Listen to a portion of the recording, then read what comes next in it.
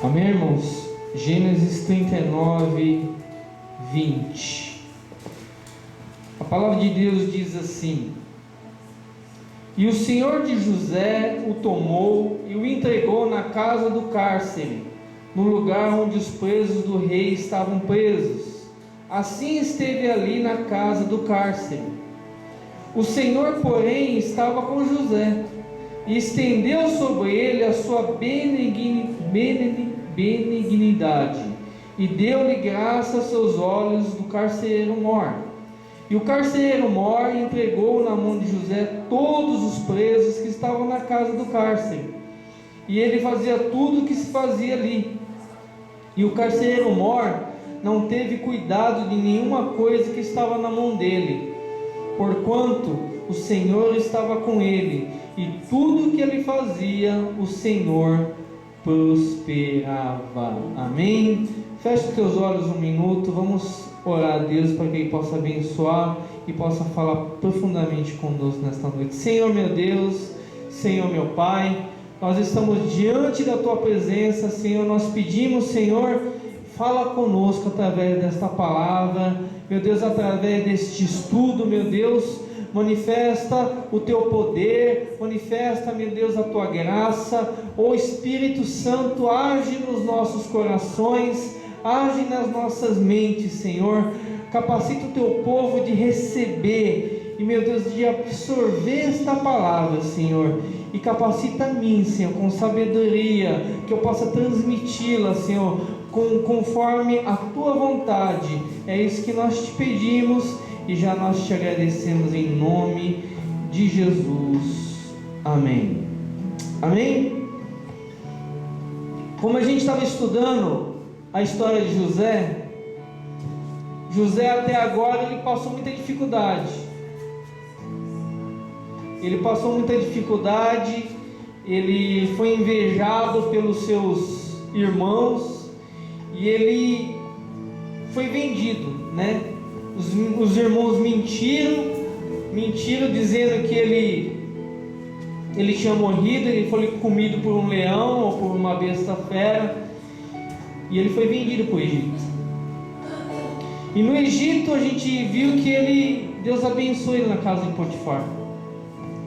Ele era a própria bênção, né? E Deus estava abençoando a casa do egípcio, apesar do egípcio ser um adorador do diabo. Porque os egípcios eles adoram o diabo em formas de outros deuses. Mas por causa de José, Deus abençoava aquele ímpio, aquele pagão. Só que o diabo, ele não sossega, né? A gente aprendeu na semana passada que o diabo ele nos tenta uma vez, ele traz um sofrimento uma vez, e a gente consegue vencer essa dificuldade, mas ele volta de novo. Ele volta. E ele voltou e usou a mulher de Potifar, uma mulher cheia de desejos malignos, né? Cresceu os olhos no rapaz e queria porque queria deitar com ele. Só que ele, sendo fiel a Deus, ele falou: não, como posso fazer isso, essa maldade, e posso trair o meu Deus, né? Ele mesmo sem testemunhas, mesmo sabendo que só Deus estava olhando, né? E ainda bem que ele sabia que só Deus estava olhando, porque muitas vezes a gente está sozinho, a gente esquece que Deus está olhando e a gente faz coisa errada. E José não se esqueceu disso, ele se lembrou disso, e ele correu. A Bíblia fala para a gente enfrentar o diabo.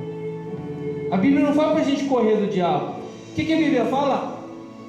Sujeitai-vos, pois, a Deus, resisti ao diabo, e ele fugirá de vós. Quer dizer, o que a Bíblia está falando? Bate de frente com o diabo, mas primeiro se submete a mim. Se você se submeter a mim, se você me obedecer, você consegue bater de frente com o diabo, e o diabo vai fugir. Só que José ele fez isso. Só que quando chegou nessa parte da sedução da mulher de Potifar, a Bíblia fala uma outra coisa para a gente: fugir da prostituição. Fugir dos desejos da mocidade. A Bíblia só manda a gente fugir de coisa que é mais forte que a gente. E esse tipo de pecado sexual, principalmente, é uma coisa que nenhum homem tem força para vencer. Se ele se deixar levar por isso, ele cai. E José, ele fez exatamente como está escrito no Novo Testamento. Ele fugiu. E ele largou até a roupa dele na mão da mulher. E por causa de ter largado a roupa na mão da mulher, foi a desgraça dele. Porque a mulher, não aceitando aquela rejeição, ela falou: eu vou me vingar dele. E gritou: tá vendo esse hebreu aqui? Ele veio trazer vergonha para nossa casa. Ele tentou se deitar comigo. Aqui a roupa dele aqui na minha mão, é prova que é a roupa dele aqui, E ela contou para o marido dela. E apesar do marido dela gostar muito de José, apesar do marido dela confiar muito em José, por causa da honra dele, né? Porque José estava se falando que ele estava traindo o senhor dele com a mulher do senhor dele. Então, para qualquer homem, isso é uma questão de honra. Se Potifar não tivesse feito nada naquela hora, todo mundo ia falar: esse homem não está com nada. Então ele tem que tomar uma atitude. E diz a Bíblia o que aqui, e o Senhor de José o tomou e o entregou na prisão. Só que o que a gente vê aqui, que interessante isso aqui, no 21 está escrito assim: o Senhor, porém, estava com José e estendeu sobre ele a sua benignidade, a sua bondade, e deu-lhe graça aos olhos do carcereiro mor. Mesmo na prisão, gente, se Deus for com você, você consegue ter sucesso no lugar. Quer dizer, o responsável pela prisão gostou de José. Esse está querendo dizer a palavra aqui. Ele foi com a cara de José: ô José, gostei de você, você é gente boa, José. Vem cá, José, vem ajudar aqui. E diz que ele colocou todos os presos aos cuidados de José. José já virou um chefe lá dentro daquela prisão. Então o que a gente aprende aqui? José, ele foi injustiçado. Ele não fez nada com aquela mulher. Mas Deus, ele está atento àquele que é fiel a ele. Deus, ele não perde. Ele está sempre, aquele que é fiel a ele, Deus está sempre olhando. Olha o que está escrito, abra sua Bíblia lá em Lamentações de Jeremias. É depois de Jeremias. Lamentações de Jeremias.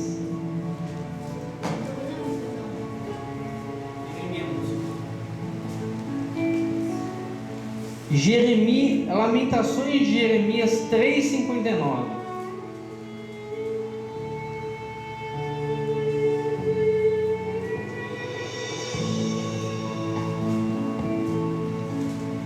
Amém? É um livro que quase a gente não abre, né? Lamentações de Jeremias 3:59.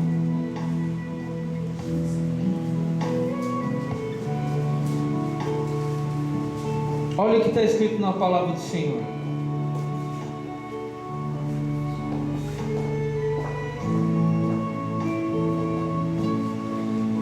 Viste, Senhor, a injustiça que me fizeram, julga a minha causa.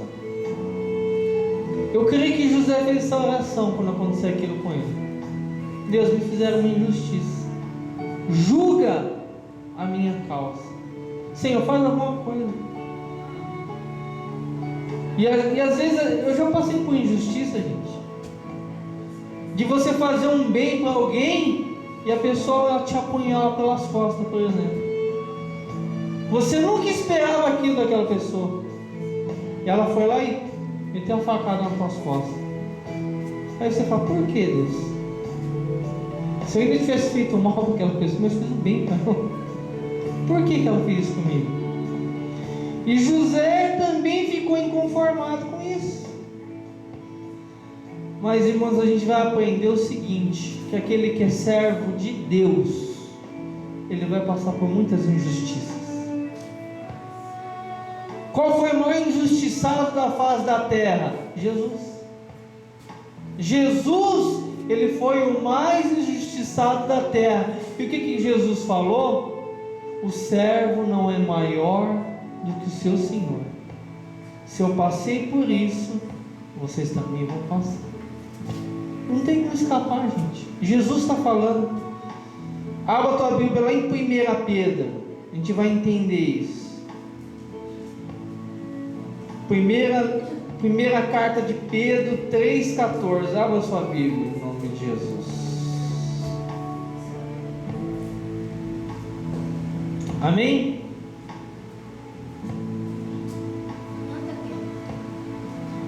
Daí no Pedro Sano Juyon. Olha o que está escrito aqui. Mas ainda que venhais a sofrer por causa da justiça, bem-aventurados sois. Não vos amedronteis, portanto, com suas ameaças, nem fiqueis alarmados. No 16 está escrito assim: fazendo todavia com mansidão e temor, e com boa consciência, de modo que naquilo em que falam contra vós outros, fiquem envergonhados os que difamam o vosso bom procedimento em Cristo. E o 17 está escrito assim: porque se for da vontade de Deus, é melhor que sofrais por praticardes o que é bom, do que praticando o mal. Aqui está falando tudo, gente. Aqui está falando tudo. O que Pedro está falando aqui? Que vocês vão praticar a justiça, mas vocês vão ser injustiçados.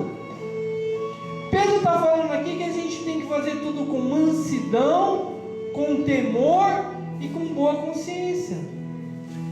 Está fazendo bem? Continua fazendo bem. Se a tua consciência está tranquila com isso, continua. E ele fala no final: se for da vontade de Deus, o sofrerdes por fazer o bem, sofra. É isso que Deus está falando. O que Pedro está falando aqui? Que muitas vezes o sofrimento que é causado na nossa vida vai ser vontade de Deus. Mas essa vontade de Deus é para o nosso bem, não é para o nosso mal. Então é melhor a gente sofrer porque a gente fez coisa boa, do que a gente sofrer porque a gente faz coisas ruins. Porque se a gente faz coisas ruins, a gente já está colhendo o que a gente plantou. É justo a gente sofrer por alguma coisa que a gente fez errado. Um bandido que matou, que estuprou, que violentou, não tem problema nenhum ir para a cadeia porque está certo. O duro é a pessoa que faz o bem e vai para a cadeia. Esse é o problema. Normal, a pessoa fez mal, ela tem que pagar. Mas José aqui ele não tinha nada a ver com isso. Mas vamos continuar a história. Vamos pular lá para o 40. Gênesis 40. Segura teu dedo em Gênesis, que a gente vai estar acompanhando em Gênesis. Gênesis 41 está escrito assim: e aconteceu que depois destas coisas, que pecaram o copeiro do rei do Egito e o padeiro contra o seu senhor, o rei do Egito indignou-se Faraó muito contra os seus dois eunucos, contra o copeiro Mor e contra o padeiro Mor, e entregou-os à prisão na casa do capitão da guarda, na casa do cárcere, no lugar onde José estava preso. O capitão da guarda pô-lo a cargo de José, para que o servisse, e estiveram muitos dias na prisão. E ambos sonharam um sonho, e cada um o seu sonho na mesma noite, e cada um conforme a interpretação do seu sonho, o copeiro, o padeiro do rei do Egito, que estavam presos na casa do cárcere. José estava lá preso e tocando a vida dele na prisão. Mas chegou um dia, entraram duas pessoas importantes lá na cadeia. É como se fossem dois políticos, dois ministros, dois deputados, pessoas perto do rei, seriam perto do presidente. E eles fizeram algo ruim contra o rei do Egito e foi colocado na prisão. O copeiro e o padeiro. O padeiro fazia o pão para o rei do Egito comer. O copeiro é aquele que dava a taça para o rei. E o copeiro é aquele que pegava a taça, bebia o vinho antes e depois que dava para o rei. Por quê? Porque podia estar envenenado. Acontecia muito de envenenar os reis naquela época. Então o copeiro, ele tinha esse trabalho de toda a comida, toda a bebida que ia sentar aí para o rei, ele comia, ele bebia antes, depois ele servia o rei. E diz que eles fizeram algo contra o rei e foram presos. E caíram justamente aonde José estava. O que a gente vai entender com isso? E eles tiveram um sonho. Um sonhou uma coisa, um sonhou outra. O que a gente aprende com isso? Que não foi por acaso José estar naquela prisão naquela hora. Porque Deus sabia que naquele dia o copeiro e o padeiro iam entrar na cadeia também. Nada na nossa vida, gente, é por acaso. Ah, mas por que eu estou no Japão? Tem muita gente convertendo no Japão. Não queria nem saber de Deus no Brasil. Teve que vir para o outro lado do mundo para se converter. Sendo que no Brasil tem muito mais igreja, no Brasil tem muito mais divulgação do Evangelho, mas a pessoa se converteu aqui. Então teve um propósito dela ter vindo para cá. A pessoa muitas vezes pensa, não, eu vou para o Japão para ganhar dinheiro, eu vou para o Japão para comprar minha casa, eu vou para o Japão para montar meu negócio, mas no fim não deu certo nada, não comprou casa, não fez nada, mas ela se converteu. E no final das contas o lucro foi maior, porque melhor que uma casa, melhor do que um carro, melhor do que dinheiro, é a nossa salvação. Eu fui naquele seminário, naquela conferência daquele pastor, e ele vai para todo lugar do mundo, e ele falou: as pessoas que estão num país estranho, elas têm 5 vezes mais probabilidade de se converter ao Evangelho do que aqueles que estão na sua própria terra. Por quê? Porque se você está em outra terra, a dificuldade é maior. Você vai para outra terra, você não fala o idioma daquela terra. Você vai para outra terra, você não conhece a cultura daquela terra. Você não conhece muitas vezes a comida daquela terra. Você não conhece os costumes daquela terra. Então tudo é difícil. Eu creio que muita gente passou dificuldade aqui quando chegou no Japão. A comida é diferente, o idioma é diferente, o clima é diferente, um monte de coisa diferente. E para o ser humano ser quebrantado, ele tem que passar dificuldade. Ele tem que passar sofrimento. E aconteceu que eles entraram lá e José estava lá. Está escrito lá em Romanos 8:28: e sabemos que todas as coisas contribuem juntamente para o bem daqueles que amam a Deus, daqueles que são chamados segundo o seu propósito. Deus já tinha um plano na vida de José. Então, lá no final da história de José, quando a gente chegar no final, a gente vai saber que era tudo coisa que Deus tinha armado, tudo que Deus tinha planejado. Então era plano de Deus José estar naquela cadeia, porque ele tinha que encontrar com esses dois homens. Ele tinha que se encontrar com esses dois homens. Não é por acaso, gente, que a gente encontra com pessoas. Não é por acaso. Às vezes você conhece uma pessoa só 5 minutos um dia, mas lá na frente você vai ter uma história com aquela pessoa depois. A gente não sabe, né? O irmão é o caso, né? A gente só foi fazer um negocinho lá de ajudar, acabou encontrando com o irmão e conhecendo o irmão. Se eu tivesse recusado de não ter ajudado o pastor lá, não ia comer com o irmão. Não é verdade? Quer dizer, é plano de Deus. A gente não sabe. A gente não tem controle sobre essas coisas. E vamos lá para o 46, olha o que está escrito aí. E veio José a eles pela manhã e olhou para eles, e eis que estavam turbados, quer dizer, estavam perturbados. Então perguntou aos eunucos de Faraó, que com ele estavam no cárcere da casa do seu senhor, dizendo: por que estão hoje tristes os vossos semblantes? E eles lhe disseram: temos sonhado um sonho, e ninguém é que interprete. E José disse-lhes: não são de Deus as interpretações? Contai-mo, peço-vos. Isso aqui é muito interessante. José, o que José era? José era um especialista em sonho. Desde pequeno Deus dava sonhos para José. E a gente vai ver que Deus não deu só sonhos para José. Deus deu capacidade de José de interpretar sonhos. Então, José estava no lugar certo e estava dentro da necessidade daqueles dois. Porque se José não tivesse naquela cadeia, eles iam morrer com aquele sonho deles. Não ia significar absolutamente nada. E eles acordaram, José viu, eles falaram: o que aconteceu? Vocês estão meio perturbados. O que aconteceu? Vocês estão tristes? O que está acontecendo? Vocês estão meio preocupados? O que foi? Não, que a gente teve um sonho. E ninguém consegue descobrir o que é isso. E José fala: mas não é de Deus as interpretações? Fala para mim. E eles contaram a história para José. Bom, o que a gente aprende aqui, gente? José estava preso.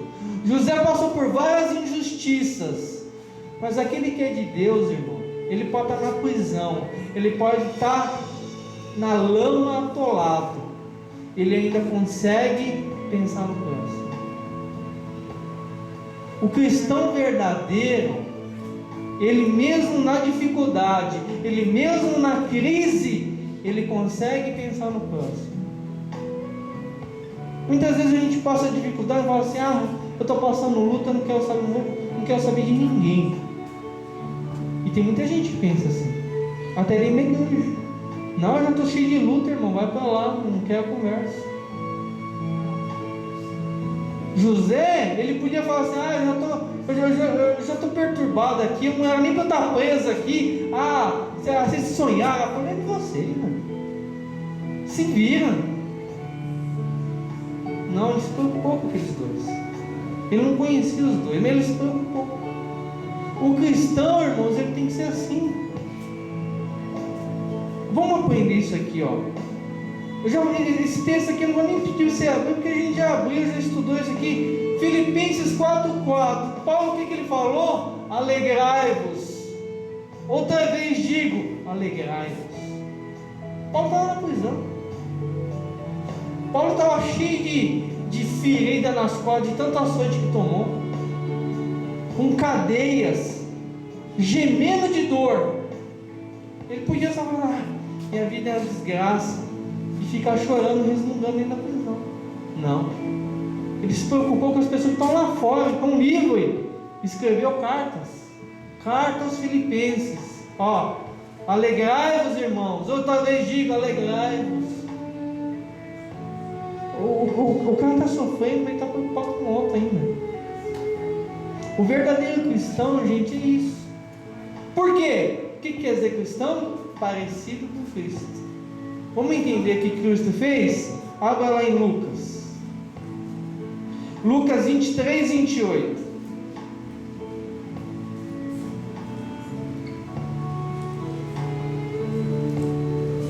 Se Jesus é o nosso Senhor, vamos aprender com Ele. Vamos aprender com Ele.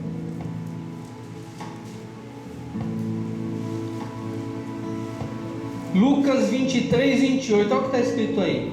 Jesus, porém, voltando-se para elas, disse: filhas de Jerusalém, não choreis por mim, chorai antes por vós mesmas e por vossos filhos, porque eis que hão de vir dias em que dirão: bem-aventuradas as estéreis e os ventres que não geraram, e os peitos que não amamentaram. A palavra diz que Jesus estava carregando a cruz, e ele de vez em quando caía com a cruz, e a palavra diz que tinha mulheres lá olhando Jesus passar e batiam nos peitos e lamentavam Jesus sofrendo. E Jesus viu elas fazer isso e falou: filhas de Jerusalém, não chora por mim não, chora por vocês, chora por teus filhos, porque vai chegar o dia que vão falar: bendita aquelas que não são grávidas, bendita aquelas que não têm filho no colo. Jesus não está preocupado com ele, Jesus está preocupado com os outros. Por que Jesus falou isso aqui? Bem-aventuradas que são estéreis, os ventres que não geraram, os peitos que não amamentaram. Aqui está falando do ano 70 depois de Cristo, quando Jerusalém foi invadida pelo general Tito, que é filho do imperador Vespasiano. Ele invadiu para destruir Jerusalém. E diz a história que eles invadiram Jerusalém e mataram todo mundo. E as grávidas, eles pegavam a barriga dela, rasgavam, arrancavam o nenenzinho, jogavam um gato dentro e costuravam. Eles faziam isso com as mulheres. Só que antes de fazer isso, eles fizeram um cerco na cidade. Ninguém podia entrar, ninguém podia sair. Eles cortaram todo o suprimento de água da cidade, todo o alimento da cidade. E vai passando o tempo, gente, acaba a comida. Vai passando o tempo, acaba a água.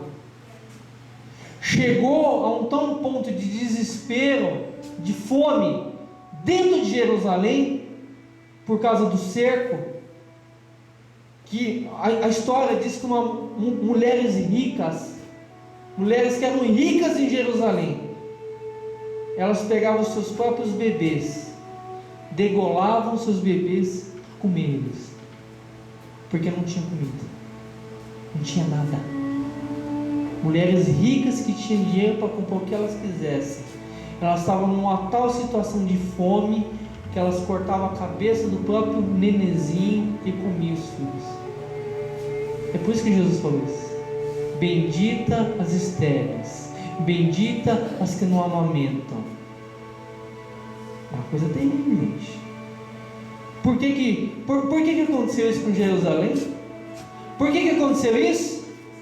Quando Pilato chegou, aqui está o homem, né? Não está escrito assim? Lá no Paixão de Cristo está assim essa cena.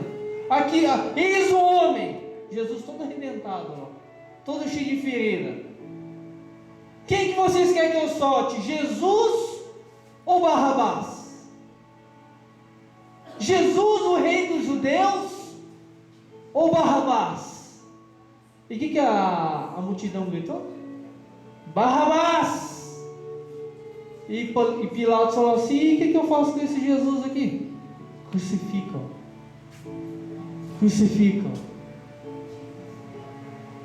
E a mulher de Pilatos chegou para ele e falou assim: ó, eu tive um sonho com esse justo, eu sofri muito no sonho por causa dele. Não se meta nessa conversa, não bota sua mão nisso aí, não vai dar problema para você. E diz que Pilatos lhe mandou trazer uma bacia com água e lavou as mãos perante todos, e falou: ó, eu lavo as minhas mãos, seja convosco. E o que a multidão falou? Caia o sangue dele sobre nós e nossos filhos.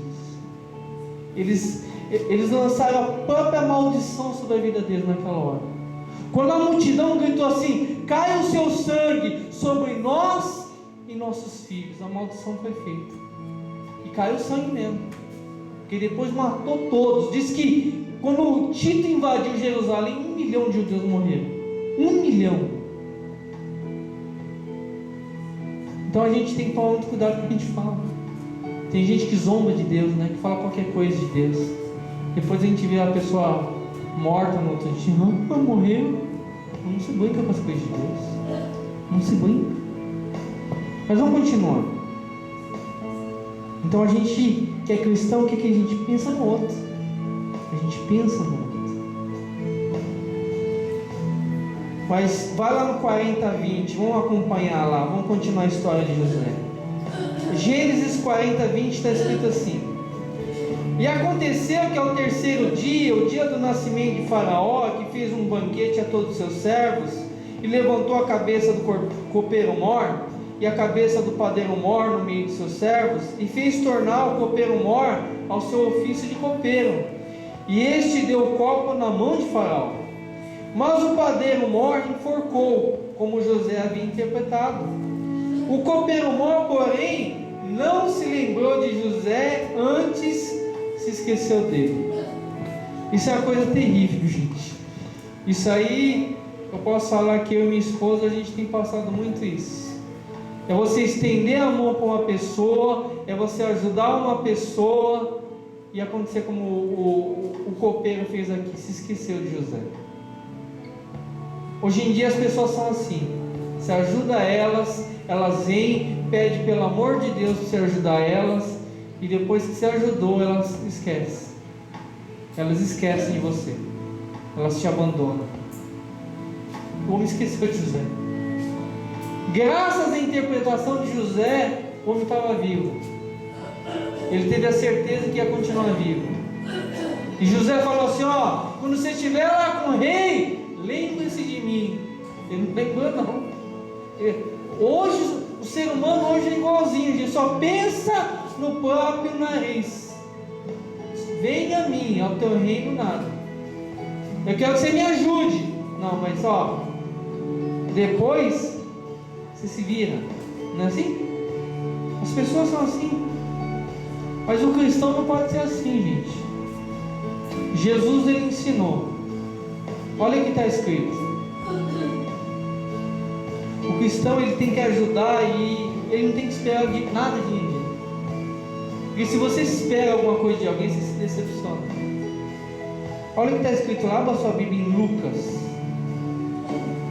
Lucas 14:13.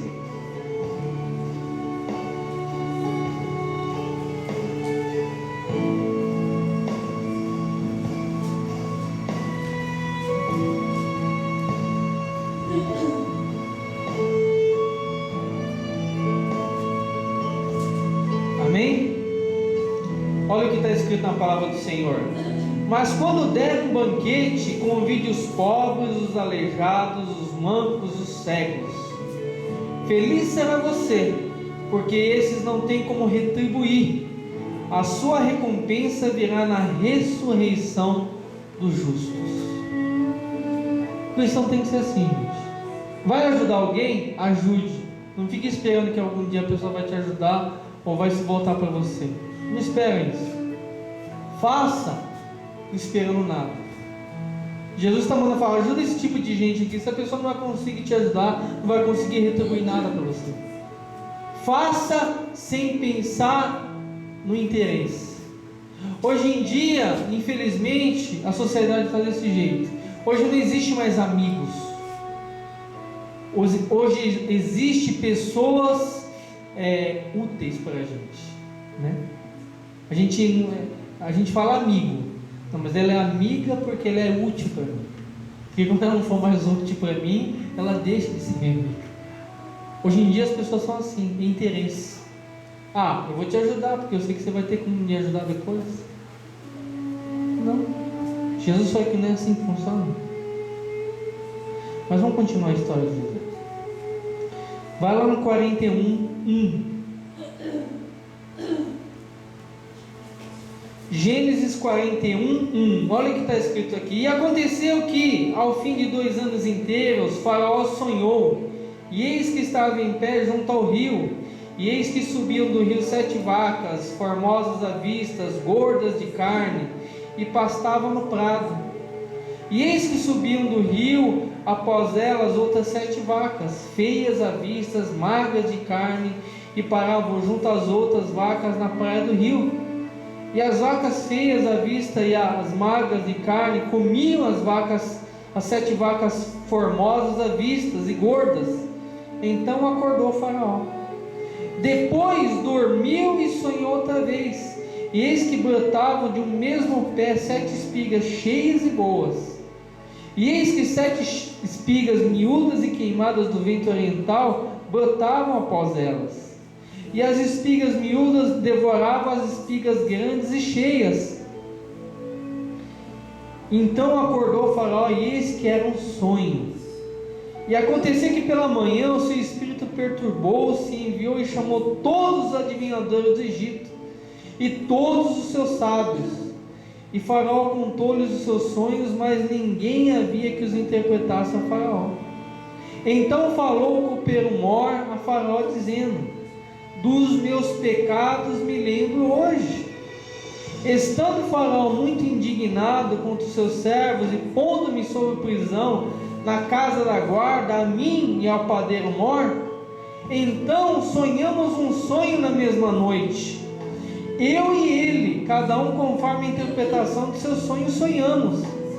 E estava ali conosco um jovem hebreu, servo do capitão da guarda, e contamos-lhes e interpretou-nos os nossos sonhos, e a cada um interpretou conforme o seu sonho. E como ele nos interpretou, assim mesmo foi feito. E a mim me fez tornar o meu estado, e a ele fez enforcar. Então enviou o Faraó e chamou José, e o fizeram sair logo da cova, e barbeou-se, e mudou as suas vestes, e veio a Faraó. Amém? Você vê como que é importante, gente, a gente ajudar os outros, a gente ser útil para as outras pessoas. Porque um dia, quando a gente precisar, elas vão estender a mão para a gente. A gente nunca pode desprezar ninguém, a gente nunca pode deixar de ajudar ninguém. Às vezes você está do lado de um que você não sabe o que vai ser amanhã. Você não sabe. Tem uma história de uma senhora, de um homem que estava numa fazenda, ele ficou doente, e ele foi para o hospital, e ele ficou lá, internado, e estava largado lá. E disse que tinha uma mulher que sempre vinha de noite, levar comida para ele, conversar com ele, e vinha toda noite fazer isso, sem nenhum interesse. E passou o tempo, e ele ficou bom. E ele saiu do hospital. Ele era jovem. E essa moça também, essa senhora, essa mulher era jovem também na época. E passaram-se os anos, e esse homem, ele estudou, ele fez faculdade, ele começou negócios, e ele se tornou um homem muito rico. Muito rico.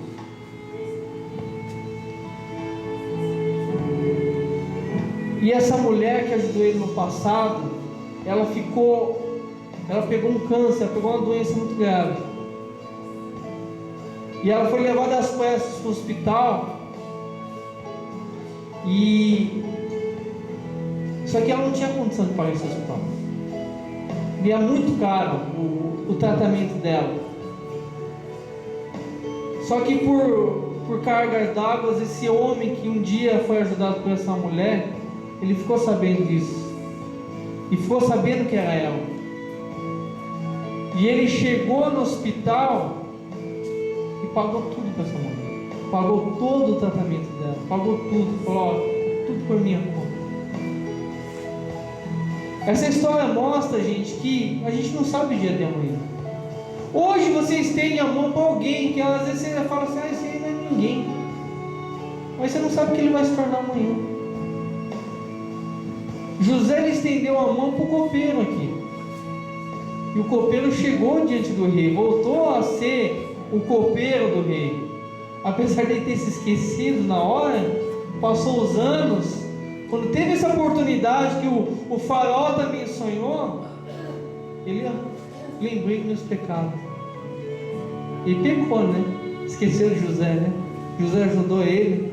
Eu lembrei dos meus pecados, falando: ó, quando eu estava na prisão, eu conheci um homem, a gente sonhou, ele falou tudo pra gente, e do jeito que ele falou, aconteceu. A Bíblia fala: não cesse de fazer o bem. Que um dia você vai ver que a resposta vai vir de alguém, quando você mais precisar. E aconteceu isso com José, né?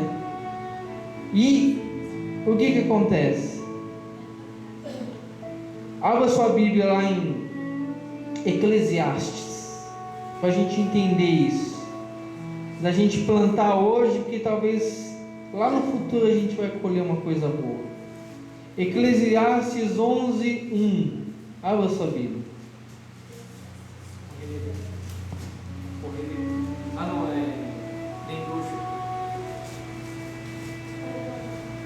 Nendosha, Juichi Noite. Shingen no Tsugi. Shingen. Nendosha. Eclesiastes 11:1. Olha o que está escrito aí: lança o teu pão sobre as águas, porque depois de muitos dias o acharás.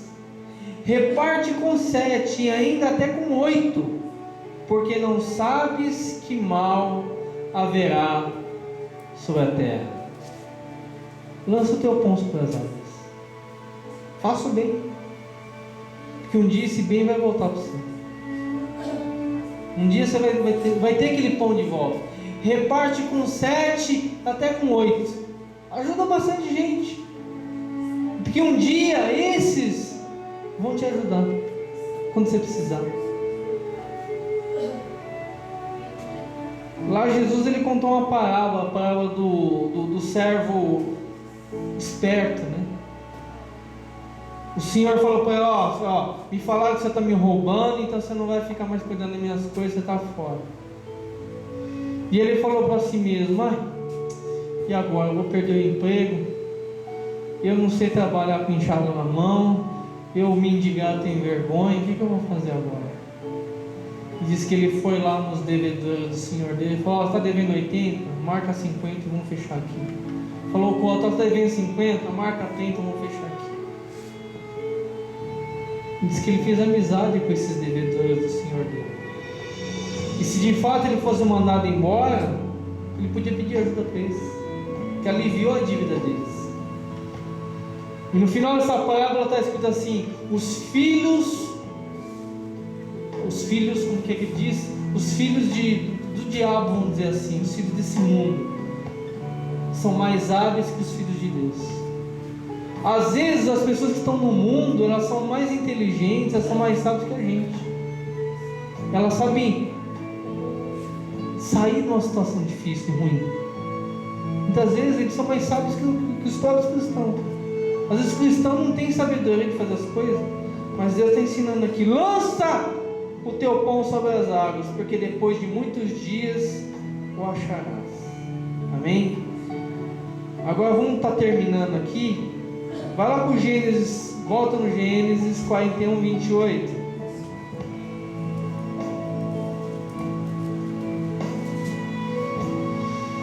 Olha o que está escrito aí: esta é a palavra que tenho dito a Faraó. O que Deus há de fazer, mostrou a Faraó. E eis que vem 7 anos, e haverá grande fartura em toda a terra do Egito. E depois deles levantar-se-ão 7 anos de fome, e toda aquela fartura será esquecida na terra do Egito, e a fome consumirá a terra. E não será conhecida a abundância na terra, por causa daquela fome que haverá depois, porquanto será gravíssima. E o sonho foi duplicado 2 vezes a Faraó, porque esta coisa é determinada de Deus, e Deus se apressa a fazê-la. Eu contei semana passada isso, né? Quando um sonho vindo de Deus, ele se repete 2 vezes, é porque é uma confirmação de Deus, e é porque Deus ele vai fazer aquilo lá realmente. É uma confirmação. O que a gente aprende aqui? José estava na miséria, na cadeia, preso, injustiçado. Mas Deus deu dons para ele. Deus dá dons para a gente também. E através desse dom, o que aconteceu? Ele foi levado até a presença do rei. E aquilo que todos aqueles encantadores do Egito, todos aqueles adivinhadores, todos aqueles feiticeiros do Egito, ninguém conseguiu interpretar. Só que José conseguiu. E ele fala, é assim, assim e assim. E é urgente, Deus vai fazer. Então o que a gente vai aprender nisso? Olha o que está escrito lá, não precisa abrir sua Bíblia. Deus, ele exalta aqueles que são fiéis a Ele, e Ele honra. Olha o que está escrito em 1 Samuel 2,8. Levanta o pobre do pó, e desde o monturo exalta o necessitado, para o fazer assentar entre os príncipes, para o fazer herdar trono de glória, porque do Senhor são os alicerces da terra, e assentou sobre eles o mundo. O poder está todo na mão de Deus. Você pode estar numa miséria num dia, mas se Deus quiser te colocar na abundância no outro dia, Ele coloca. Ele coloca. Aconteceu um dia, Jerusalém, o povo lá em Israel foi atacado, foi tudo devastado. Eles estavam na miséria, não tinham o que comer. Não tinham o que comer. Estava igual a situação de Jerusalém quando foi cercada. E naquela época, 1 quilo de cocô de pombo, né? 1 quilo de cocô de pombo valia 4 quilos de prata. De tanta miséria, o pessoal estava comendo cocô de pombo, porque não tinha comida em Jerusalém. E uma cabeça de jumento, já toda arrebentada lá em decomposição, eram 5 quilos de prata. Tinha que comer aquilo, não tinha comida. Só que Deus falou através do profeta que no dia seguinte ia ter comida adoidada. E o capitão do exército falou: o quê? Nem que abrir as janelas do céu não vai acontecer isso. Nem se abrir a janela do céu não vai acontecer isso. Sabe o que o profeta falou para esse homem? Você vai ver com teus olhos, mas você não vai comer. Você vai ver com teus olhos isso que você acabou de falar, mas você não vai comer. E diz que no dia seguinte aconteceu um rebuliço lá. Abriram os portões, tinha uma comida adoidado lá. E esse homem foi o primeiro a abrir o portão. Mas já pensou, a pessoa estava comendo cocô de pombo, estava comendo cabeça de jumento. Você acha que ele estava com fome? Você acha que ele estava com fome? E você vê um banquete de comida adoidado que não tem fim. Quando abriu o portão, diz que todo mundo atropelou esse homem e morreu pisoteado. Você vai ver, a comida, mas quando ele foi querer andar, todo mundo atropelou ele, pisou ele, não matou ele. Quer dizer, Deus, Ele tem poder de fazer o que Ele quiser, gente. Ele tem poder. Mas para terminar, Quarentão 37 está escrito assim: e esta palavra foi boa aos olhos de Faraó e aos olhos de todos os meus servos.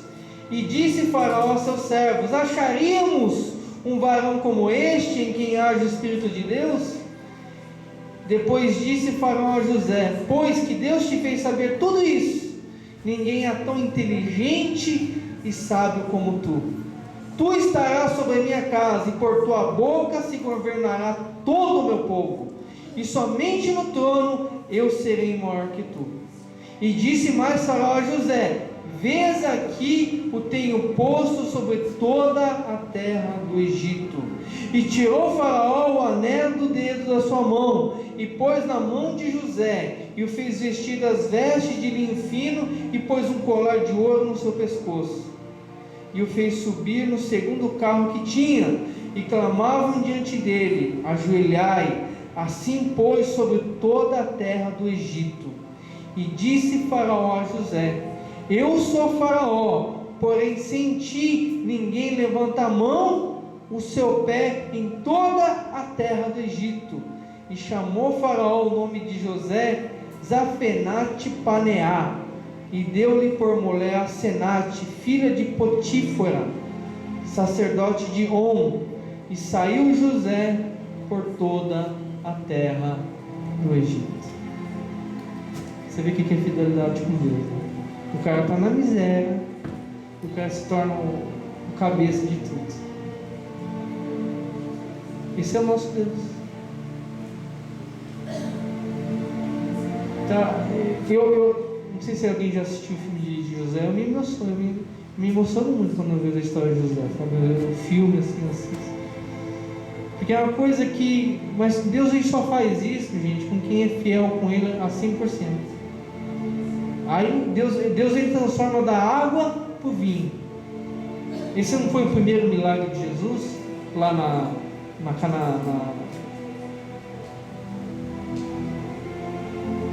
Galileia, na Canané, esqueci o nome da cidade.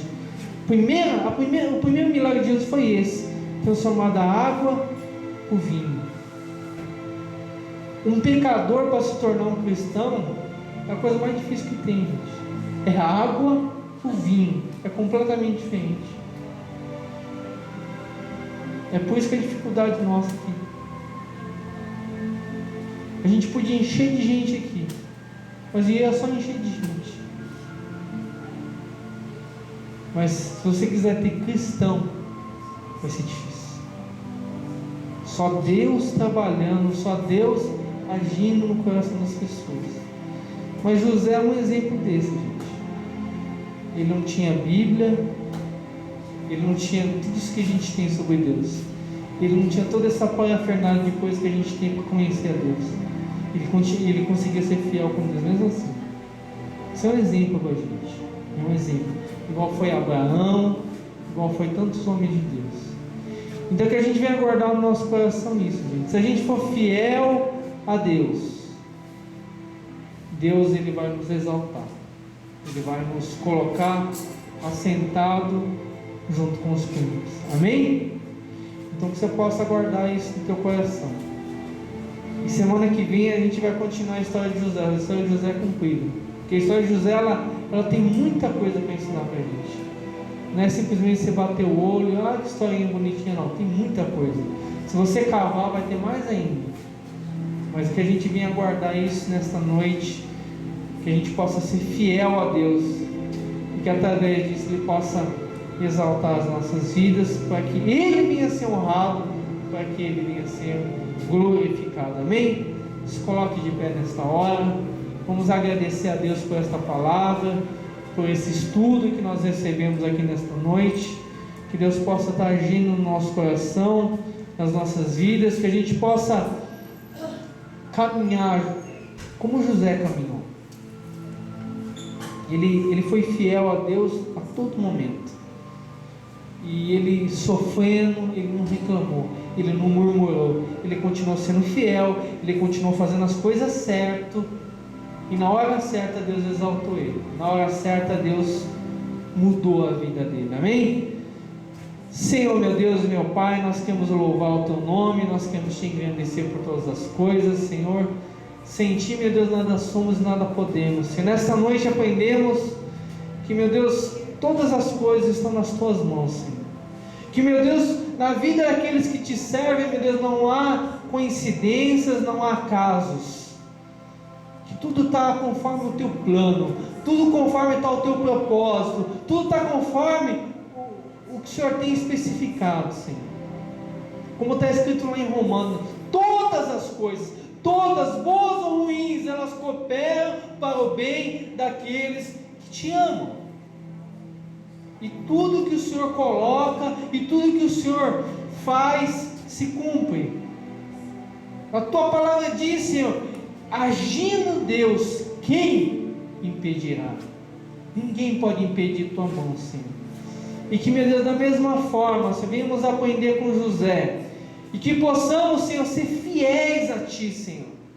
mesmo que ninguém esteja próximo, mesmo que o nosso pai e a nossa mãe não estejam próximos, mesmo que, meu Deus, nossos filhos não estejam próximos, mesmo, meu Pai, que o nosso pastor, que os membros da nossa igreja não estejam próximos, mas que a gente venha ter a mesma consciência que José teve, que o Senhor está olhando todas as coisas, que o Senhor está vendo todas as coisas, que o Senhor está observando todas as coisas, e que a gente possa andar em fidelidade contigo, Senhor, e que através desta fidelidade, Senhor, o Senhor venha trabalhar nas nossas vidas, Senhor, e que as nossas vidas venham para ser exaltar e engrandecer o Teu nome, Senhor.